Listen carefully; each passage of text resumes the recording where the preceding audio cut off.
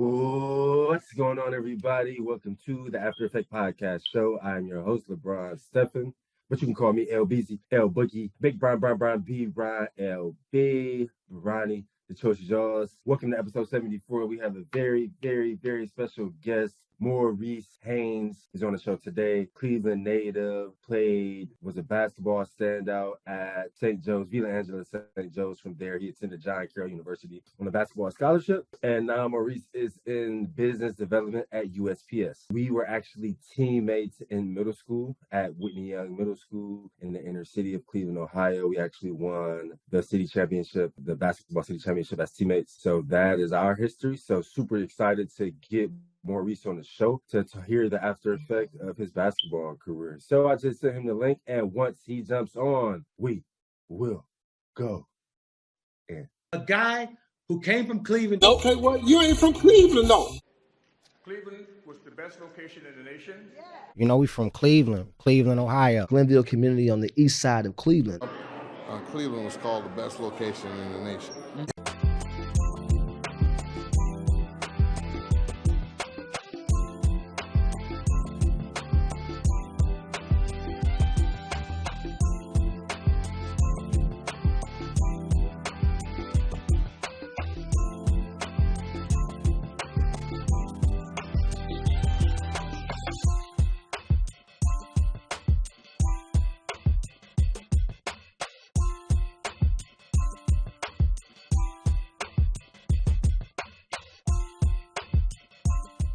What's up, Maurice? Can you hear me? Yeah, I can hear you, man. What's going on? What's going on, man? It's good to see you, brother. Good to see you too, man. Long time. Been a long time. Hey, I appreciate you carving out the time, man. I know you're a busy man. Oh, yeah, man. It's been, job hunting, doing other stuff, and still working like that. So yeah, I got you. So yeah, man, this is called the After Effect Podcast. So I started it almost 2 years ago. It's my belief that all of us current or former athletes have an after effect or aftershock from our athletic career. You're talking about a 15 to 20-year relationship, and when it's all said and done, I always felt like a lot of guys don't really get to tell their stories. Only like the guys that make it and have these platforms and things like that. So this is kind of a free and safe space for us to kind of relive the journey. I love interviewing former basketball teammates because basketball was always my second love. Football was always my thing, really. But a lot of Hawkeye fans, from the University of Iowa, the college I went to, a lot of people don't know that. So I like kind of, telling those stories, man. So I appreciate you joining. Yeah, no problem, man. I'm glad you hit me up. I said, yeah, I'll do this. I saw the one you did with Big E. I'm like, yo, I'm a wrestler. Why not get on here and do that too? So it was cool. Yeah. I mean, yeah, definitely. It was. Obviously, I met Big E at Iowa. He was already pretty much done playing ball, but man, super happy that I was able to kind of cultivate that relationship, and him being the WWE champion of the world is kind of crazy. And I just be like texting him like, we're just cool like that. So it was pretty cool, man. So yeah, bro. I always start off with current events before we dive into your childhood. We have the divisional round today. Now I'm sure you're a Browns fan, so of course we're both pretty sorry, that we didn't make the playoffs. But yeah, man, it was a lot of turmoil this season. Yeah. Who do you have taking it this year? I liked, all year, I liked the Rams. I liked the way they played, NFL today. I mean, I was never a football player. I wanted to play, but moms didn't let me. But I was always a fan of people putting points on the board. And I think today, to really win the game, you got to put points on the board. And I think this is Stafford's chance. I always liked him. Yeah. Finally get, football is always about, no matter what the media say, they try to make it an individual sport, but you really need a good team around you, and you really need in our field, a good program, but in the NFL, a good organization. And in Detroit, only team worse than the Browns in the last 20 years has been Detroit. So, right. they finally got somebody to where they can support him and give him the pieces to cultivate his talent. Right. I like the way he played. I like the way he moved the ball around. He's not afraid to take shots. Now, he might, make a mistake or two, but let's hope it don't cost him. Right. The Rams, like you said, have been good all season, man.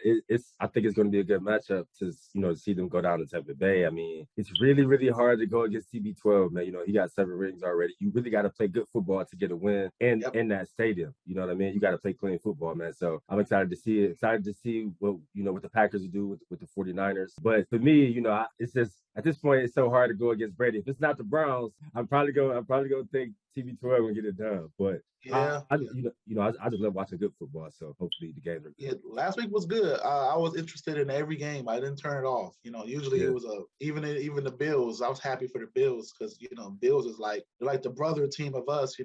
Right. In Lake Erie, right in Buffalo, snowy city, hard-nosed, blue-collar town. They finally got a winning program. Yeah, definitely. I got a couple teammates, college teammates that play for the Bills, so I'm rooting for them, man. Rooting for all the guys. So yeah, man, next current event, 2020 was the weirdest year to date. We've never walked through a coronavirus pandemic. The world has never shut down, since me or you've been on this earth. So how did you find yourself having to grow, spiritually, emotionally, physically through those times? I have a lot of friends, I just know a lot of people that had to pivot in so many different ways. I mean, we're almost coming up on 2 years of the coronavirus pandemic. So it's kind of like we're kind of like living with it now. Right. So during that time, like, how did you find yourself, just having to grow in those different aspects? It was different for me. I relocated to Savannah, Georgia. So I'm in Georgia right now. I decided to take a leap of faith and, transfer to a different position down here for work and everything. And I came down in July 2019. Everything was cool. Mm-hmm. Then, March of 2020 is when everything, hit the fan. So for me, all the family's still in Cleveland. Everybody's still at home. So I'm by myself. I think the good thing for me was that the weather was consistently good to where I can go outside and go do something, whereas everyone else is kind of locked in. The beaches were open,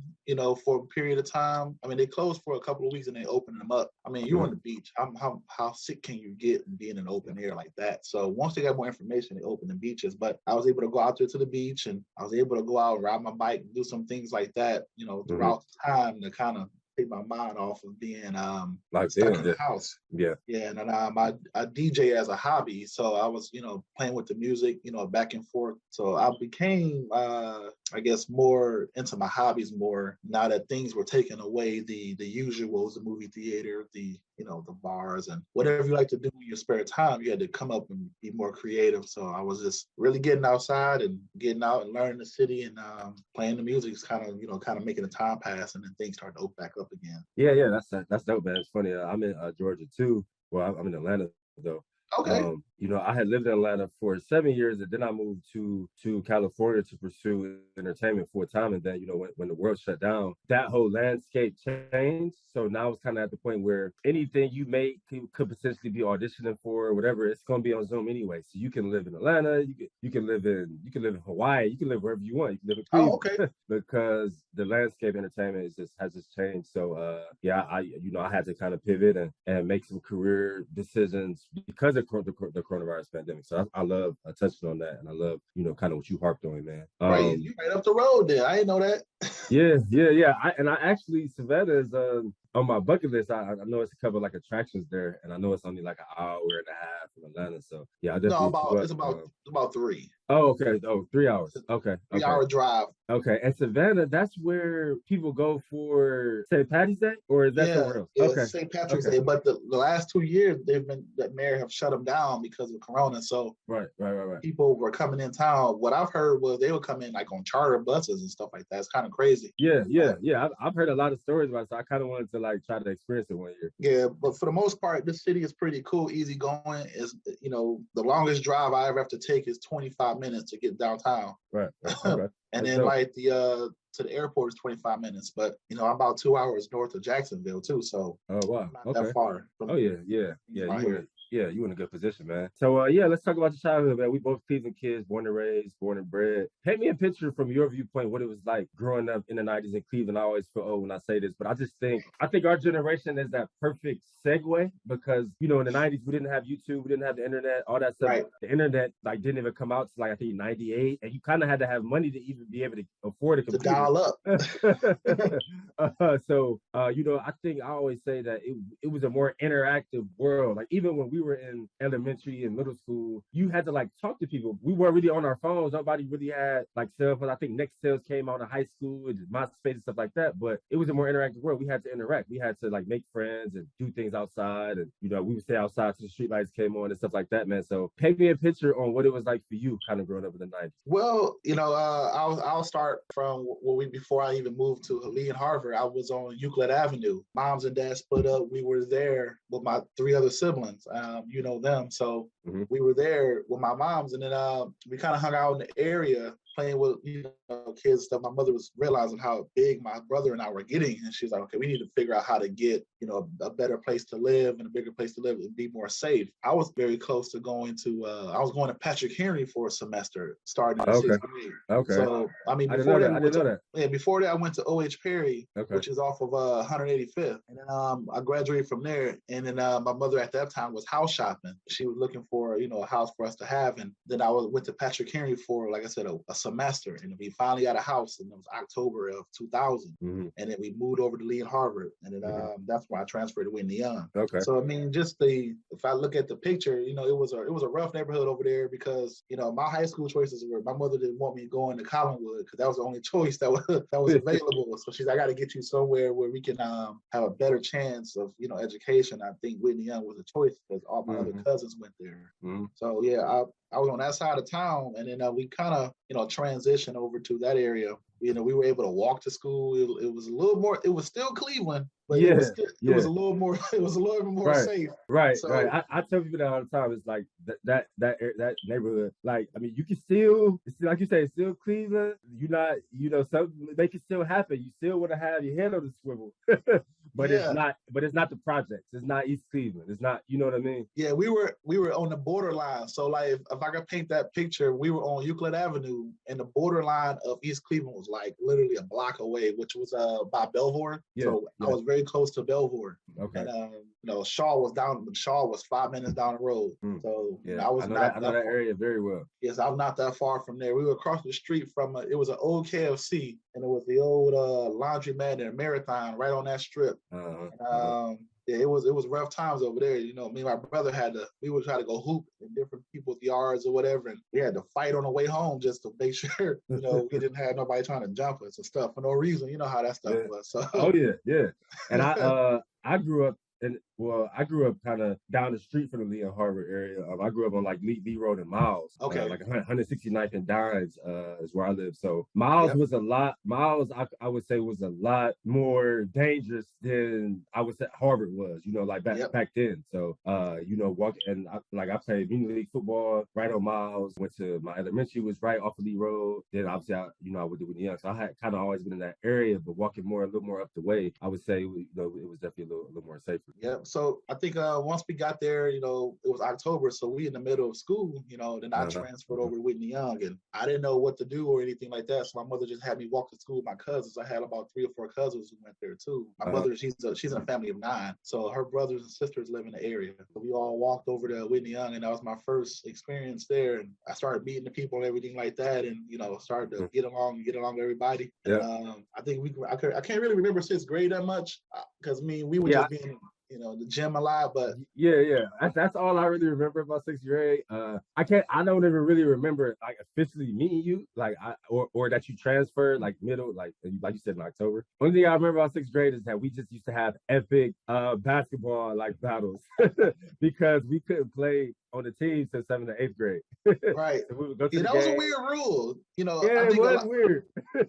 Our grade was better. Exactly. We felt like we was better than 7th and 7th graders, even 7th and 8th graders. So like, we always thought that was weird. Then they would have like that. Mrs. Smith would have that intramural like tournament for all the 6th graders. Yeah, it was a very weird rule. But I remember that really vaguely us going at it. You know, that whole 6th grade year before we could like officially play on the team. Right. Yeah. So my mother, she bought a house which is like right off of Harvard. You can see the old Kennedy because I guess they rebuilt Kennedy.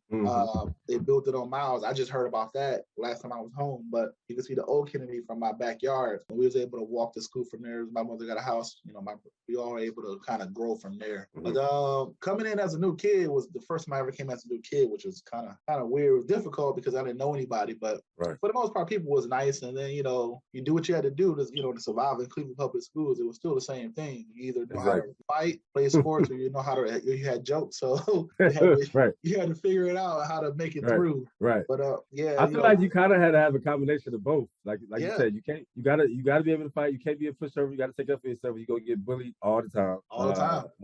Right. You gotta have jokes. You know, to keep people laughing. But also, you know, if you blessed enough or talented enough, like it's good to be able to like play sports too. So. Right. Yeah. People start.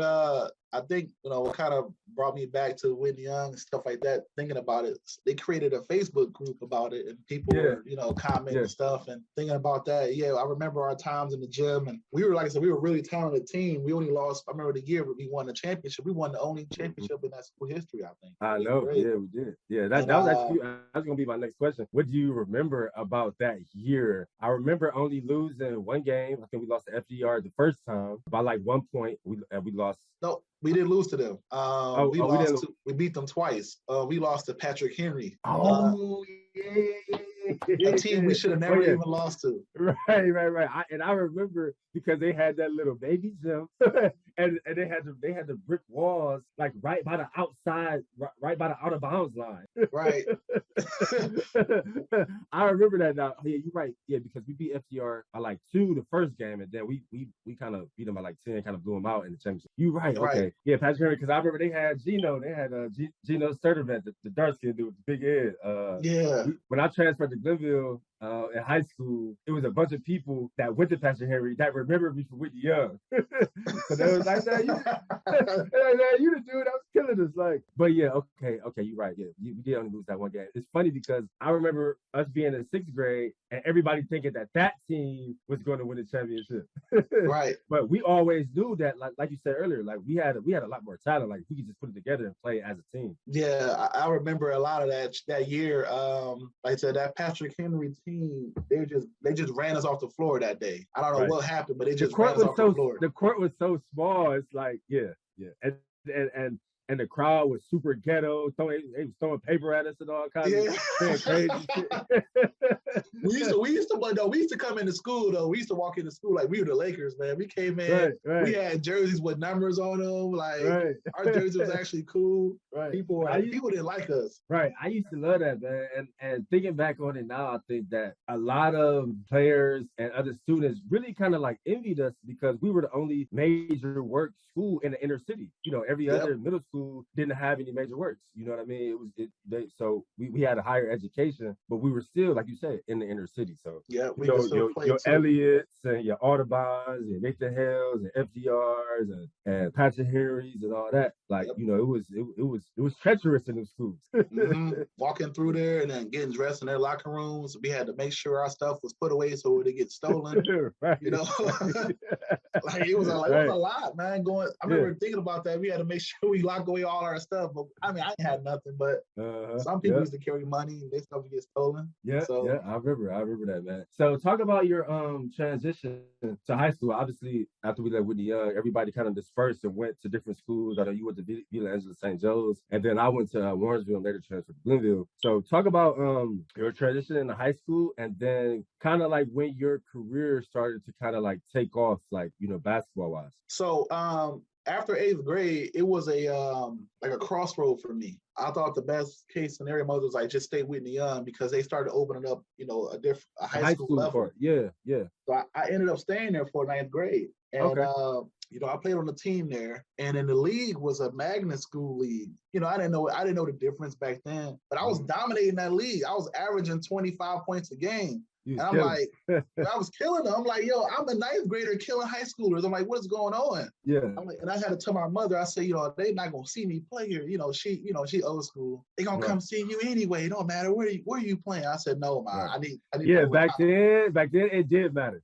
It mattered. You got to go to competition. Like I can put on a highlight video now and they'll come see me, but back then you had to go play competition, right? And you had to go find the guys where you could dominate and play elsewhere. Exactly, because back then you didn't have what the high school players have now. They got YouTube. They have all these different Instagram pages where they make highlight tapes, and you didn't have that back then. It was just word of mouth. Exactly. So my name was in the paper a lot, but I'm like, I'm not getting seen here. And we were a 500 team. So like we weren't even playing well. I was like, okay, it's time for me to go. So I kind of made my mother make a decision. Mm-hmm. I said, I'm going to Kennedy. She said, you ain't going there. So I ended up playing AAU ball with Walter Boykins. I don't know if you remember him. I remember him. So we ended up playing AAU ball with him. He said he needed a big. I said, sure, I'll play. So I played with them. And I played with a couple of guys from Ignatius, Walter, and his other teammate. and the guy's father, they were Benedictine people. And the head coach was getting hired at Villancha St. Joe's. Right. So he said, where are you going? I was playing very well for this AAU team as well. I was doing very good for them too. Because,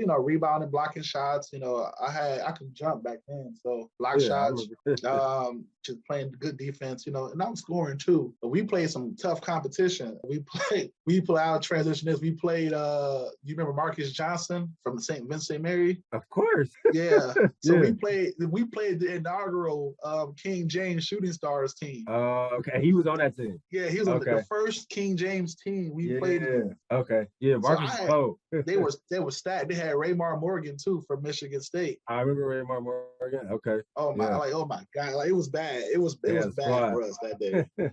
Yeah, I played AAU in 9th grade too. And I think we played versus them. We got whooped.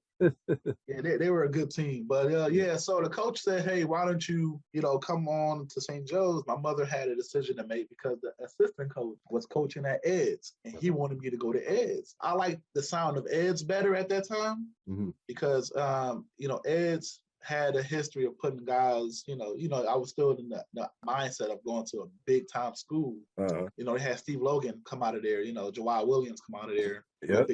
Big level of school. So I'm like, Ed's might be a good choice. But, it's just my mother. She couldn't do all the driving around and nothing like that. And she said, ain't no bus going to get you there. You have to leave at the house at 4 a.m. just to get to St. Ed's every day. And she's like, I can't do that. So we went and saw St. Joe's. I'm like, okay, it's not bad. They invited us to a open gym, my brother and I. Okay. My brother was still 8th grade, so he just kind of just play with the JV, but I played with the varsity. And I ended up playing very well. I ended up playing with Dave Lighty.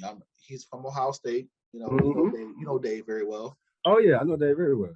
Yeah, so football varsity. Yeah, so Dave was on the team. At that time, I started coming to he was the man back then. And he was.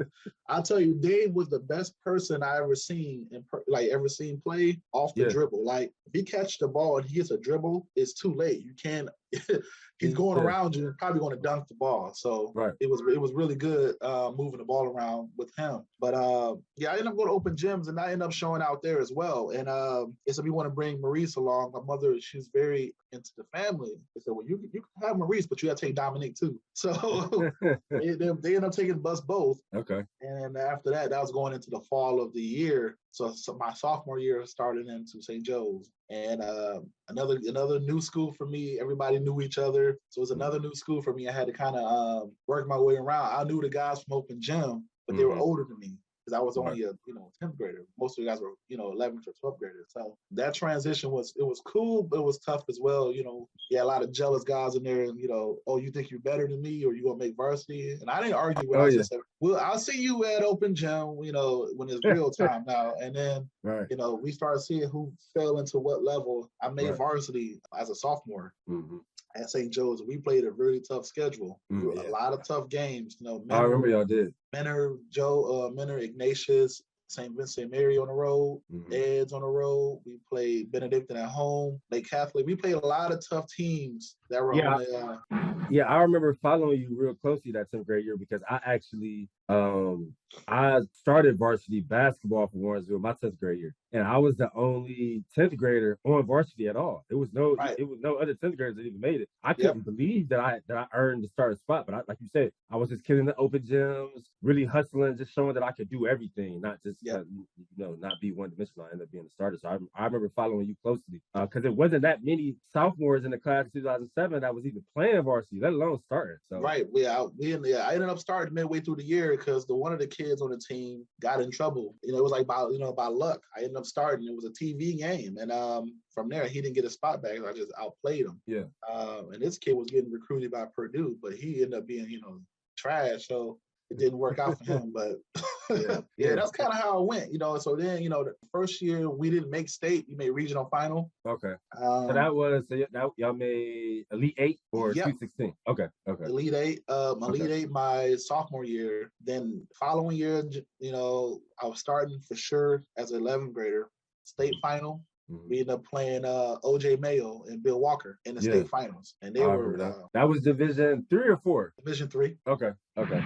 Yeah, Division IV, they didn't get that kind of respect in basketball. They were small schools, except for the Liggins brothers. They got respect, but they I dropped 40. remember OJ Mayo and Bill Walker together. They were together. They were that was the OJ. That was the most quiet 36 we ever got put on us. OJ Mayo was a legit. They were already talking about, he was the next #1 draft pick. And I mean, it was proven. I remember. It was proven. And in that same year, we played Dayton Dunbar. And Dayton Dunbar, they had Norris Cole was their point guard. Daquan Cook was the starter. Okay. And then Aaron Pogue was their center out of Cleveland State too. So they had about 3 Division I or 4 Division I guys. I forgot Norris Cole went there. Yeah, you're right. You're right. He was a point guard, but at the time, Daquan Cook was the guy. Right. But Norris Cole ended up being a better NBA player than him. Yeah.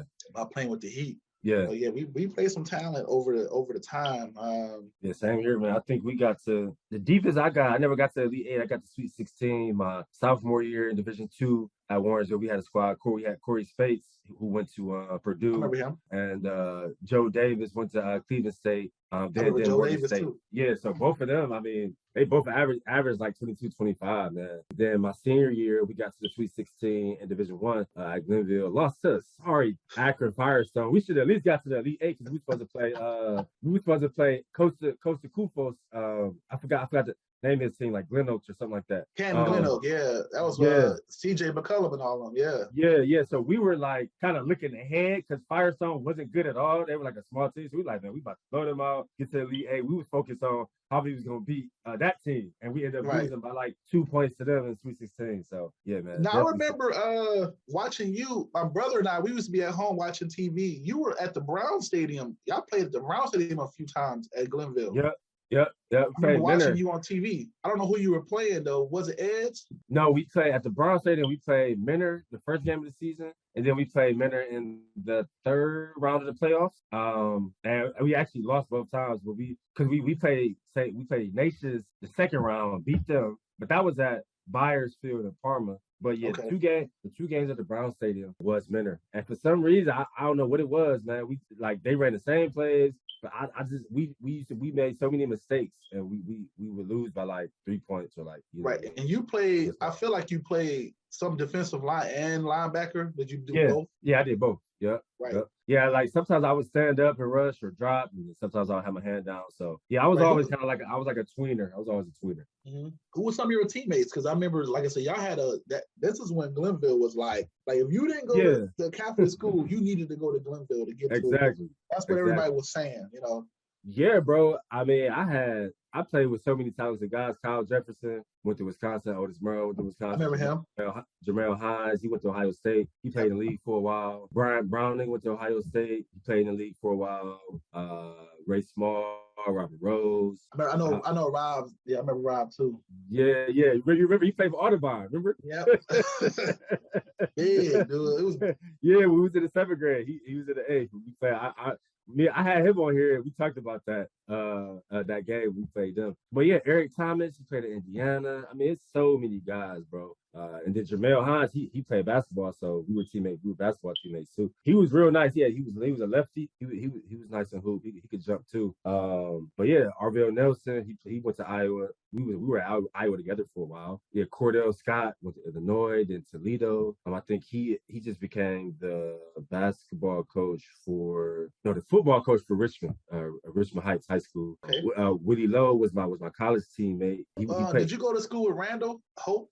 I didn't. Well, I played against him because he went to when I was at Glenville. He was at Bedford, and then I think he transferred. Yeah, he transferred to Glenville like when I was in college. I can't remember. Okay. But he. But when I was there, he played against Bedford because I remember our senior year basketball. That was like my season high versus Bedford, and we was like kind of going at it. I think I had 28. That was my season high our senior year, and he was like maybe in 10th grade, but he was really good as a young guy. But back then he was at Bedford. That's cool, man. Yeah, because I remember like my brother and I was watching you on TV, man. I was like, y'all had to play at the Brown Stadium. That was crazy. Yeah, that was dope. That was a dope experience. Yeah, my buddy of mine, he was my old college roommate too. His name was Kyle Hubbard.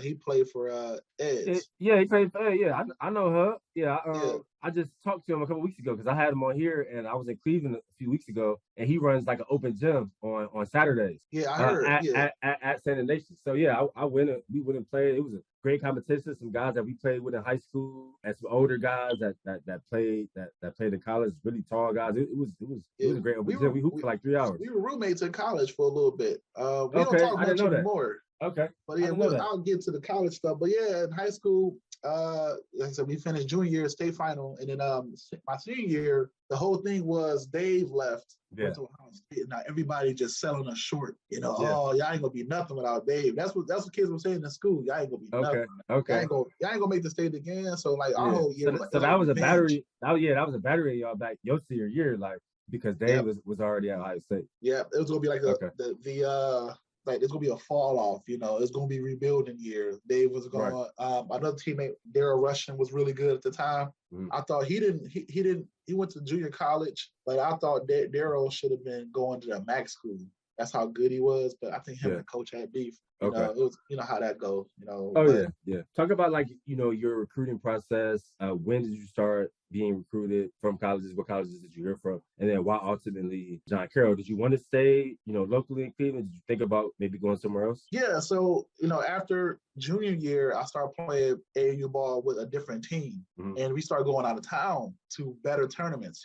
So like we playing in West Virginia. It was a big time tournament. We played in Indianapolis. We played in Kentucky, Syracuse. We played in some big national tournaments where people were coming in from all over the town. I started seeing more Canadian teams coming in now.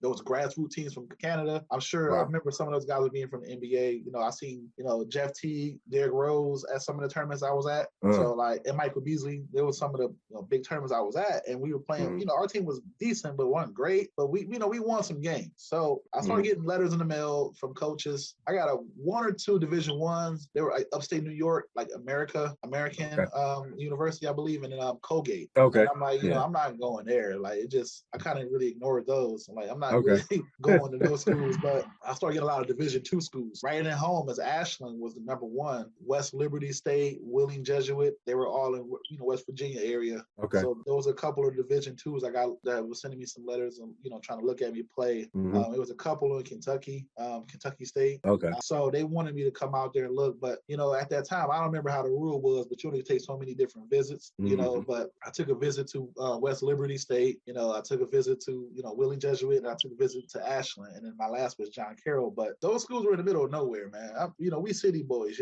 Right. Unless they got a lot going on in the city for me to do, I can't just go stay there and be in some farm country. It just wasn't gonna work. Right. So I just couldn't do it. I'm like, I can't do it.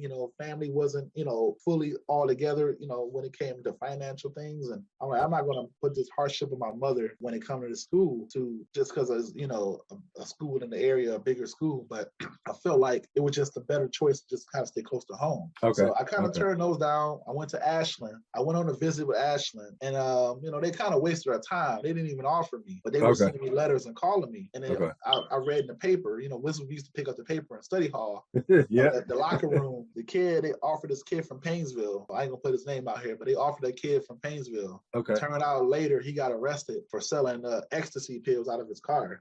So he took my scholarship. I'm like, and this dude ended up going to prison. I'm like, and lost it. Yeah. And lost it. I'm like, come on, man. I would have went there for sure. But it turned out to be better. It ended up being better to go to John Carroll. So I started getting recruits.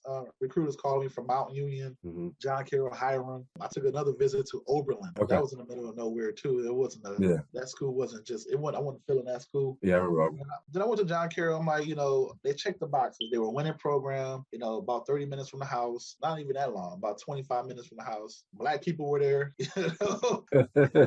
And then the school was, well known for its education. So that that checked the box for my mother. Exactly. And they offered a lot of money for me to go. Yeah. So I, took that up and went. Because they had just went to the Sweet 16 for Division III. Yeah, so, I remember that year. So I went on ahead and, went to John Carroll. First year didn't go so well. We were a 500 team. College was a whole different experience. Yeah, that was actually going to be my next question. Kind of expound on that transition. And I always like talking about that transition. transition because I feel like it gets lost in translation. People really don't talk about it, but that's like one of the hardest transitions is transition from a high school student to college where you're on your own. And let's be honest, college is a business, you know what I mean? Yep. And especially when you're an athlete. So your schedule is crazy. You got to find your classes and stay eligible. You want to have some kind of social life, but your schedule is crazy between workouts and study hall and all that. So yeah. So first thing that hit me was I wake up in the morning and, you know, mom not yelling at me to go to class or go to school. You know, you got to get up and do it on your own. That was the first like wake up call. Like you got to really be independent of mom and dad, and you got to really do your own thing. So that was one thing. Scheduling my classes was another thing. Understanding where you want to go in your studies. People don't really tell you that when you go to college, right? You know, because you're really spending money. That's kind of how messed up college is. You're taking money from them, but you know you got to pay that money back, but you don't see it, so you don't really care about it. Exactly. You know, I'm not giving you $100 and then I got to pay it back. You know, you got to pay me back. Right. Now that's on your mind. You know, they secretly giving you 50 grand to go to class, but you just don't see it. It just being passed on through a signature. So I think that changes the game for people. So you really had to focus on what you wanted to study. And that took me a year or two to figure that out. So, you know, now in scheduling my classes, your majors are really important to choose because now practice time has to be fit in that schedule. Practice starts at 3:30. You know, you want to get all of your stuff in before 3:30. That means you want to get your treatment, you know, in the weight room stuff done, the film, the training room. You want to get all that stuff done and then hit the practice floor, go to dinner, you know, get food in your body, and then study for your class. You got study hard. Yeah. And people don't understand that the grind of a college athlete, man, it is overly full-time job. And I remember just thinking about my Wednesdays and like every year because that was a lifting day for us. So, you know, you up at 5 a.m. because you gotta lift at 5:30. You're done with that 7:30. Go get some breakfast. Boom, classes start at 8 or 9. You got class all morning, may have a tutoring session, may have take a meeting with your advisor, something like that. You have lunch. And then for us, if you had to get treatment, if you had some kind of injuries, you had to be to treatment by 2:00. And then 2:30, 2:45, you got special teams meeting. At 3:00, 3:15, you got position meetings. And then 4:00, you got to be on the field and practice 2.5 hours. Practice over at 6:30. Then you go to training table. You get some, like you said, you got to get some dinner in. 7:30. And now you got to go to study hall. You got all your homework to do. Before you know it, it's 9, 10 o'clock. And the day is over. It's time to go to bed. And you got to do the same thing the next day. You got to do it all over again. People just don't understand that those long type of days, man, how focused and locked in you got to be. Right. And then you got to make time for your social life. You know, you got friends and stuff like that. You got things you want to do. So sometimes you're going to miss out on some sleep. You're going to miss out on some things. But yeah, it was a different transition. But once I got the hang of it, I was, you know, good to go. Rolling. You learn your professors, you meet people. You know, luckily a lot of the professors were fans of the team. So I was able to get some extra time with them and, you know, hey, can you help me out with some tutor work? And they would help as long as you ask for it, you know. So it was a good transition, but different. You know, you had to grow up, you know, you had to be independent. That's why I'm a big proponent of athletes getting paid, you know, because there was no time to make any money. You weren't allowed to do anything. And then when you had the time off, for me, you know, my season was over pretty much around, you know, February, March. We get a couple of months off. Now we getting ready for, you know, spring training. You know, we're getting ready to train again. So people didn't, you know, think, you know, they thought it was just enough just to give us a, you know, education, but you know, you needed some type of money to kind of sustain your life. You know, to live. Yeah, you need soap, you need toothpaste, you know, you need little things like that people don't kind of put in mind. Exactly. And to go back to your point, like I'm a big advocate for athletes getting paid too. So I'm so glad that they passed the NIL deal, because one thing that people don't talk about is, you know, post college, like, you know, you get your, you know, you may get your Pell Grant, whatever the case may be, whatever your situation is, but that's only a couple $1,000s. If you come from nothing,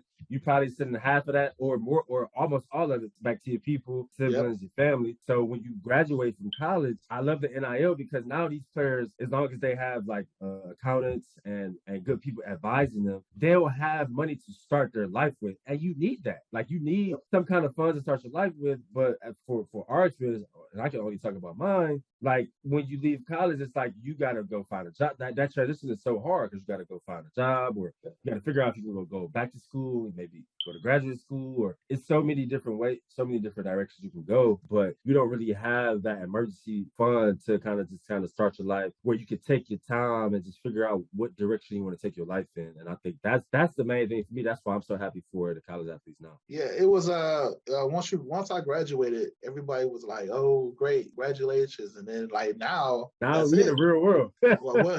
What's the next step? You know, exactly. I gotta find something to do. But I think college for me, basketball, I was more successful there. I was able to branch out and hone in on my skills a lot better. So I started shooting the ball more and started doing better than that. I became a 1,000-point scorer in John Carroll. Yeah, probably one of the better players in the history. I read that. Yeah, so I was able to really be successful there. We went to 2 tournaments while I was on that team. I would say was it the Sweet 16 my sophomore year? We got the school record. Was it 21 games straight with the school record? And then after that, was that the year you scored 30? I think I read you had 33 and 13. Was that the year, or was that that was my freshman year? Okay. So my freshman year, our coach ran a weird. I guess it's not weird. It's very unorthodox. It was called a platoon system. Okay. Where I guess it was substitutions like hockey. Okay. You would throw in 4 or 5 guys in, and then 4 or 5 guys come out. Keep fresh bodies in because we were a pressing team. We press all game. Okay. Yeah, all game. The entire game from beginning to end, we did a full court press, and we trapped. Bro, I was probably in my best shape in my life. I was probably about 230, 240 at the most. And I mean, I was just cut up everywhere. But yeah, I bet all that running. All that running we did, and I think by the time the game was over, I was exhausted, but I only played like 20, 25 minutes a game, Okay. And we would wear teams out. They would just turn the ball over so much. We'll give up points, but eventually they just start throwing the ball away. They just cough it up because they were just exhausted. Yeah, We were a pressing team, so I was able to, like I said, if I got actual 30 minutes of play time, I probably have more than points I had. But that's crazy. Who was the best team that you ever played against, or best player? And John Carroll, I would say my freshman year and sophomore year, we played Capital University. Okay. Capital, they were number 6 in the nation in Division III. Okay. And they were that damn good. Yeah. And we had to play them 3 times. I mean, my freshman year, they blew us out by 30 every time. That's how good they were. We had this kid named Nate Stahl. He was the player of the year, like 2 years straight. Okay. 6'6", 3-point, like 40% from 3. He was that good. Nice. They had about 3 or 4 other guys who were about 6'6" who could shoot the ball. But we beat they beat us at 3rd place. We had to play them 3 times. So you know how the schedule works. 1 on the road, 1 at home. And then what happened was we ended up winning a conference by a hair. So we got to host a conference tournament. And the 3rd time was at our place. And we was able to beat them my sophomore year. And then we went on ahead and went to the Sweet 16 after that. Okay. So, nice. Yeah, the OAC was a tough conference, especially for football too, but it was tough for basketball. Us, Capital, Baldwin Wallace was decent. Ohio Northern was a good program. Okay. And I think it was Heidelberg. Heidelberg was another good program that they had for basketball at the time when I was there. Yeah. Things have changed now. Things have flip-flopped where Marietta is now the number 1 program. Yeah. I remember Heidelberg seriously recruiting me for basketball because I remember they were Orchard Black team, and I just thought it was dope because I was getting so many football offers. But I thought it was dope that obviously they D3, but I still like, hey. Yeah, I mean they were a good program for basketball. For sure. I don't know about the football program. I think the football conference at OAC was a 1-team race, maybe 2. It was always Mount Union. But they had a bunch of Division I guys on that team. Mm-hmm. And then you had who was we number 2? It'll be Baldwin Wallace maybe. Okay. But Mount Union was blowing everybody up by 70. It was something. It was crazy. Yeah. They had what's his name? Pierre Garçon, from the Colts and they had Cecil Short. Yep. They had Cecil, and then they got Cecil Shorts. Yeah. Right after Garçon left. Yep. And Cecil Shorts played 8 or 9 years in the league, and Garçon played 8 or 9 too. Yeah. So Mount Union got really popular in football. So I try to follow them closely. I saw him. I saw him run a route one time. It looked like a pro route. Yeah, that corner had no chance. He played back 40 yards and still got burnt. Yeah. He was nasty. So talk about after you graduated from John Carroll. Did you even think about trying to play overseas? Did you want to play any kind of professional basketball, or did you kind of know that you would just kind of go into the job field, or whatever the case may be. Right after John Carroll, I had the coaches approach me about overseas. Okay. Said, hey, Mo, they have some overseas tryouts. You might want to take a look at that if you want to, continue to play. But on a personal level, I was exhausted, man. I was over it. I was done. Yeah. I mean, I love basketball. I love the game. I played my whole life. Like I said, from 7th grade, it was the first time I ever played, like I said, organized ball up until college. That's over 10 years, straight. Yeah. So I was really it's a long relationship. Okay, yeah, and I love hearing different guys' answers, because some guys they really want to play professional football, professional basketball, or at least try it, see what's out there. And then it's been some guys where it's like you said, you started at 11, 12, that's a 10-year relationship. Some guys start playing at 8, so that you're talking about a 15, 20-year relationship. And so some guys it's like, hey, this has been a 15-year relationship. Appreciate what we've done, but I'm good now. I'm good, man. I did all I could do. It was, like I said, it was some tryouts, and like I said, the coaches came and told me about it. I thought about it. I'm like, I don't want to end up somewhere. I don't know the language. Right. My body was hurting at the time too. Like my ankle was bad. Okay. I don't want to go there and be stuck somewhere in Lisbon or Jerusalem or somewhere. Right. Because that's where you would have been. I would have been somewhere, in Europe. I'm like, no, man, it's probably better for me just to stick it out here and just let it go. But like I said, I had a chance, but it was okay for me to just kind of let it go and move on. It was just, I was wore out. I think my senior year, they asked a lot of me, during that year, a lot more play time, a lot more scoring. And our teammate passed away. That wore out the team too, mentally. So I was just mentally, physically just beat up. Right. I totally feel you.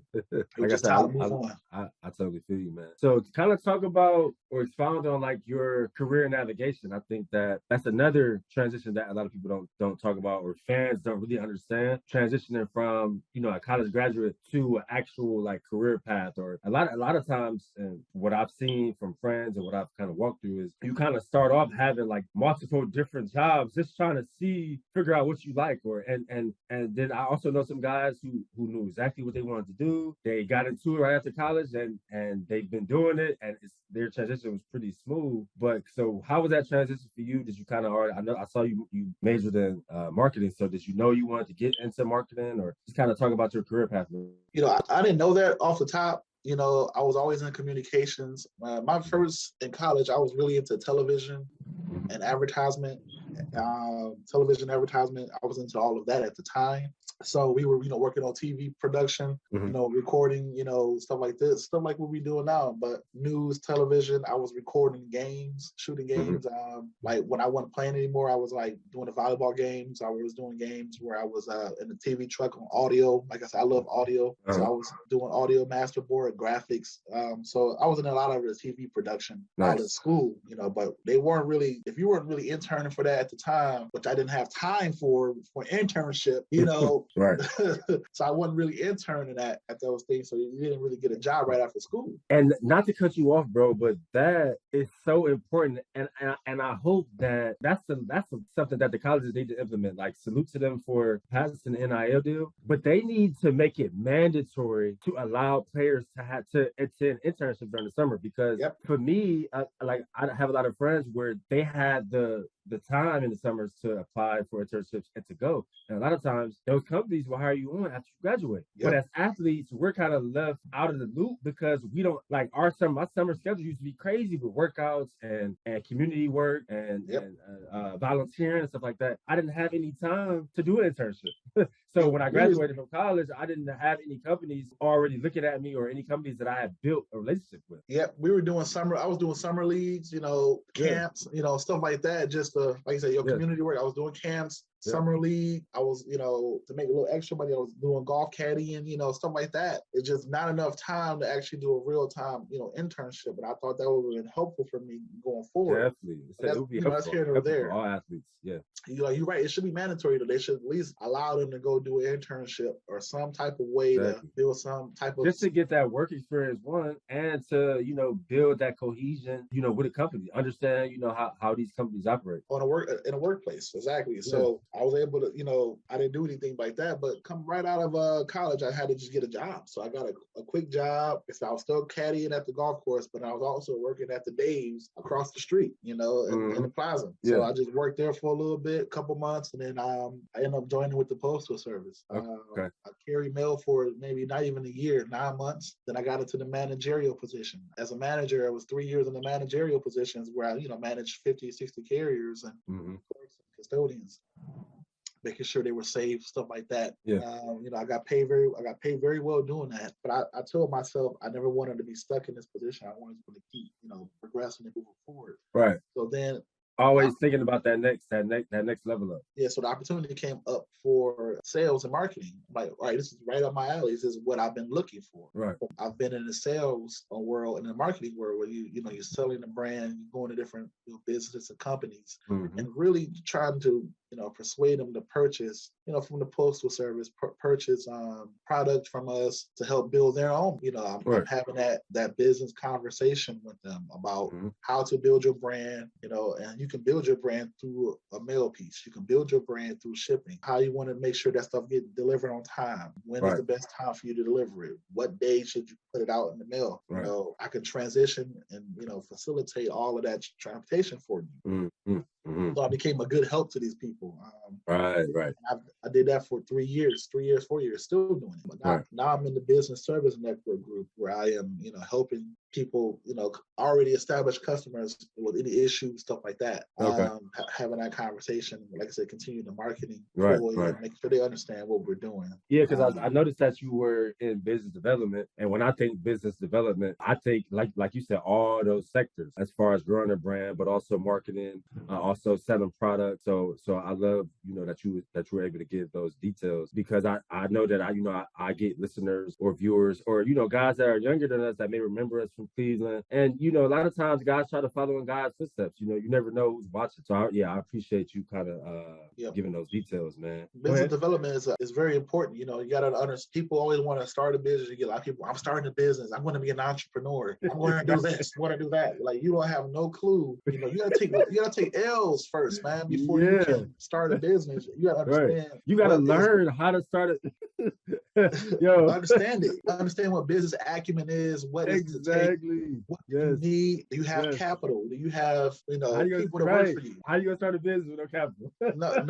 Nothing. Yo, it's so funny, man, because you mentioned that, because I noticed as soon as the coronavirus pandemic was announced, everybody wanted to be an entrepreneur now. Oh, I'm starting my business, and I'm just I'm watching man, how are people starting businesses this fast? Like, do you even know anything about business? Because I have 2 companies that I'm developing that I still haven't even. Well, I've launched one. There's another one I'm trying to develop. But I've been going to school for the last 2 years. I've been taking class. I hired a consultant. I think you remember. I don't know if you remember Wesley Haynes. When he went with us. Yeah, he's a branch manager for Fifth Third Bank. So he has like a consulting business where he consults. So I've had to go to class with him and really understand okay, what is a business account? Okay, how do I get business credit? How do I establish business credit? How do I get capital for what I'm trying to do? I had to go to school, and I'm just taking my time, because like you said, you can't just jump into entrepreneurship. You're going to take L's. It's a lot harder than working for a company. And how many businesses fail in the first 5 years? Do you know your stats? Do you know your information about business? People just say, I'm going to start a business, but nothing is with the end goal, but you don't know about the middle part of it. Do you file your taxes in your business? Right. All those what do your books look like? Do you know what's a business expense and a personal expense? I mean, all those. Are you conjoining? Are you conjoining the two? There's so much stuff out here, bro. Yeah. So right now I'm trying to transition into tech sales.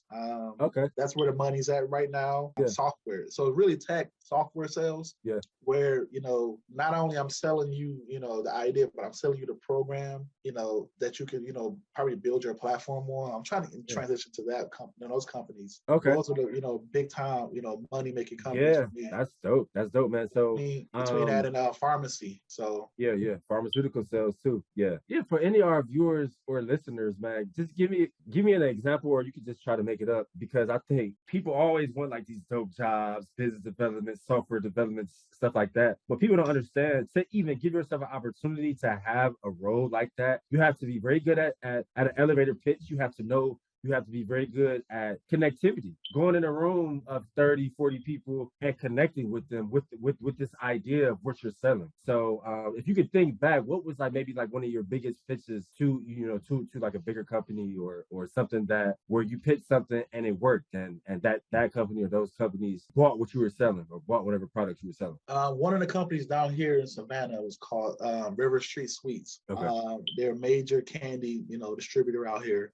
And, we couldn't get into that business for a very long time, and I was able to get in there. So you have to use different techniques because everybody try to sell them on price. Well, I have this product, here it is, but you don't know what they're asking for. Right. Like if I'm trying to sell you a car and I tell you this car has wheels, you're like, well, all cars have wheels. I don't need wheels. I need a sunroof and I need leather seats. So you have that to match. Right. Well, I don't have that. I can't help. You can't help me. Right. So I had to help them with something that they didn't have. Right. And they didn't have transportation. So I was able to come in with the pitch and say, hey, I know you guys do not have, good transportation in the past with the Postal Service. I'm new here. I want to, bring in a new idea, a new standard of delivery. Let me come in with some new transportation for you to help facilitate your business. And, that brought them to the table. And I'm able to kind of break down their package detail, and I'm able to break down, what they're spending. Like, while we're at it, what are you currently spending with UPS? Right. They're like, well, wait, what do you want that data for? Well, we just want to compare it. Right. So, to see how much money you're what we can give you. And what we can save with us. Okay. And they took that up, and at that time they were spending about $1 million with UPS. If they use us for the bulk of that package delivery that they had, they would have used only about $600K. So I'm saving them $300,000 a year. Yeah. Yeah. So it worked out for them. $300 to $400K a year they want to save just on shipping alone. Imagine and then my pitch would be, imagine what you can do with that $300 to $400 extra $1,000. Exactly. That can go to something else within the business. Yeah. Right. So that's one of my pitches is definitely discovering what they need. That's why I tell people when you go to the car dealership, those guys, some of those guys are amateurs in there. They try to come right at you with all the bells and whistles. But, I live in Cleveland or I live in Iowa. I need all-wheel drive. Exactly. If you don't got that, we can't talk. Right. We can check about it. We can talk about everything else, but never back as a consumer. Never back down on what you want. And it's the salesperson's job to figure out what you need and help create a need that you didn't already have. Right. Man, that's a gem. That's a game right there.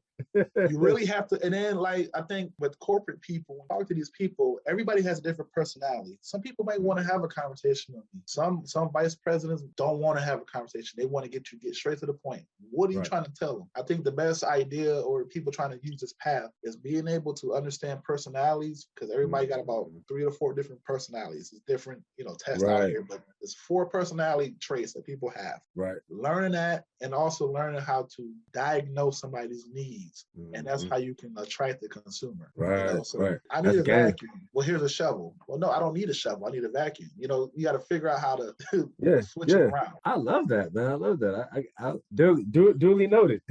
Yeah. I love that. So last question, bro. What would you say is Maurice Haynes' after effect? Like you talked about earlier, you had this 10-year relationship with basketball, and after college, you were happy with all your accolades, everything that you had accomplished. What were some lessons that you learned from the game, that you took and you use now, in your business development role, and kind of just on that everyday journey, really just as we try to push the culture forward? I think in basketball and also in life, I think what I learned is reliability. You have to be reliable. We can't have you on a team if you're not a reliable person. And people are not going to hire you if you're not reliable. Right. Another one is punctuality.